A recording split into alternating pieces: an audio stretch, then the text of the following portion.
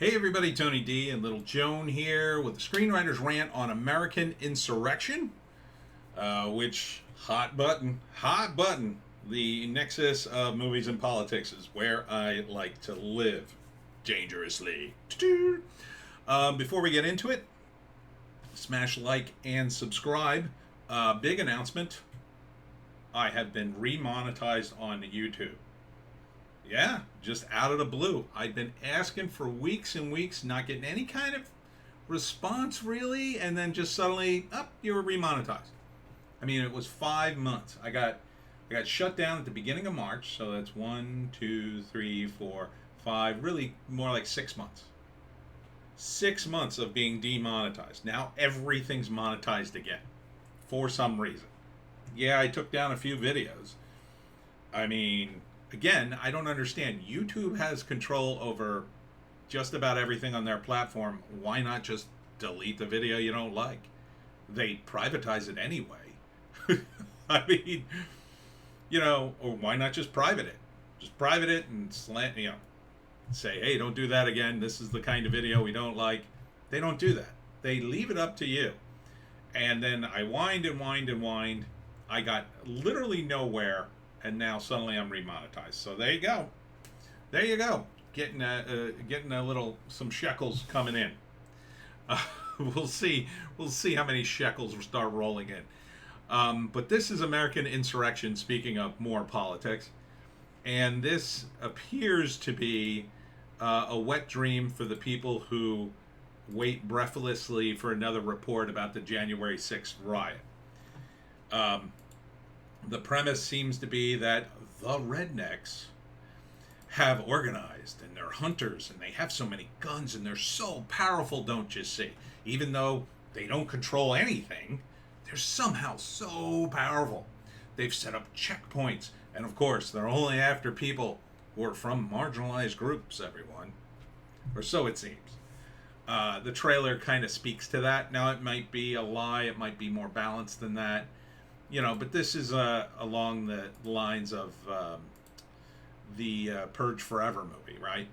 It's like, oh no, we've got more what in this country with a certain group of people, and they're rising up. See how sleazy they are, and they always have an American flag, and you know the kind of guy I'm talking about, because so many of them exist. It's like the people in Hollywood now live perpetually in the civil rights era. When this stuff was happening and before. Those of us who have lived a little while remember the 80s, the 90s, the 2000s. Wasn't like that. Just wasn't like that. And now you would think roaming bands of rednecks are everywhere, and it's just a matter of time before they snatch you off the street because you're a little different. I really wish Hollywood would stop. But fortunately, this is a Saban film. It's kind of like a B movie sort of thing. I don't even think it's going to get into theaters. Does it look good? Well, I guess if you could buy into the premise, this bald woman who's apparently cis and straight. Oh no. Saves everybody. You got old white men spitting on people. You got gay people who are worried, and these guys with beards, and you got a Muslim person worried. Everybody's worried because, haha, the rednecks are coming. And they're going to do horrible things to you. Because, who did this? Let's see. Jared Kerr and William Sullivan wrote the screenplay, directed by William Sullivan.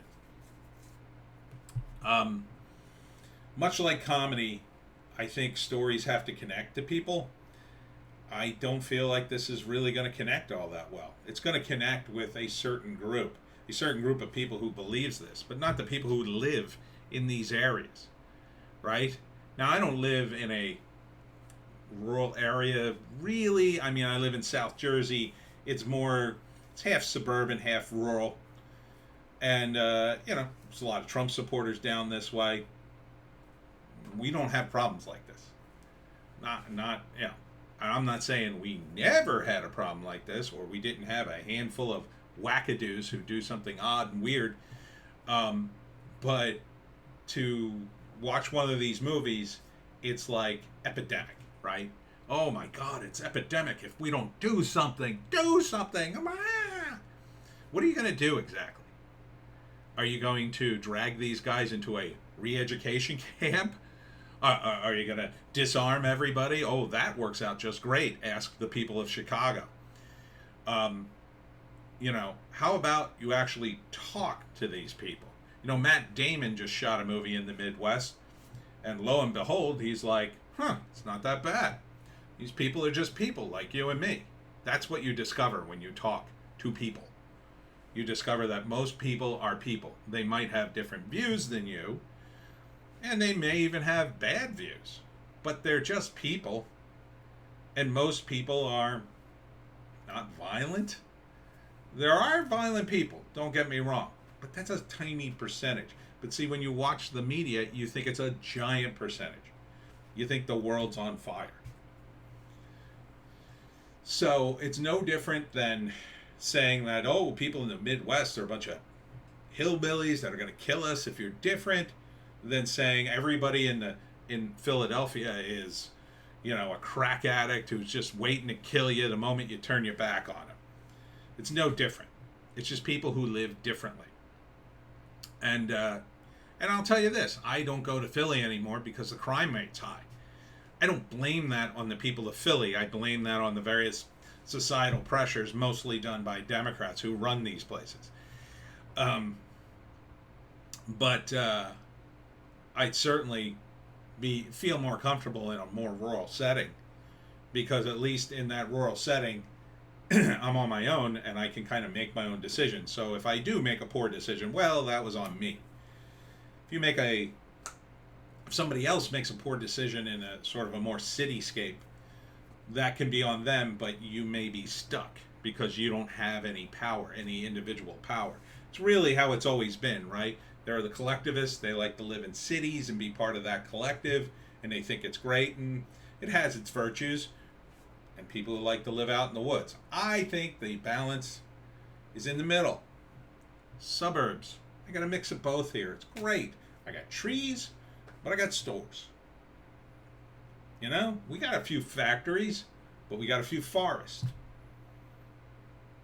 Yeah, we got some pollution, but not too much. It's a balance. And these guys making these movies, they're just exploiting the current fears. I mean, American Insurrection, just the title alone. I don't recognize any of the actors in this. I wouldn't put a name actor in a movie like this. Why? It's totally sold on the fear. Totally, in my view. Or it may be, sometime in the future trotted out as, see, this was a warning, a dire warning. I don't think so. I don't think it's going to go down like this. But I think people who buy into this fantasy are the same people, only slightly different, that buy into other tropes about certain groups of people. It just so happens, well, the redneck. These rednecks. We got to watch out for these rednecks. I've met people down south, and I had those views back in the 90s. And then I went to Atlanta for Dragon Con, and I met a lot of great Southerners, and they were nice people. They weren't weird or had a problem with people. Very cosmopolitan people. Yes, there are people in the woods. People who are isolated get weird sometimes. Sometimes. Not all the time. Anyhow, that's my rant. Check us out on Bitchute and Rumble, because I got some news for you today, you're not going to believe. And also check me out on the Lotus Eaters. I'm starting to get some more traction there on my little South Jersey stories, making little videos there, which I may post here, I don't know. And congratulate me. I'm monetized again. So share the links on YouTube, because I could use a little cash. Right, little Joan? Could always use more cash.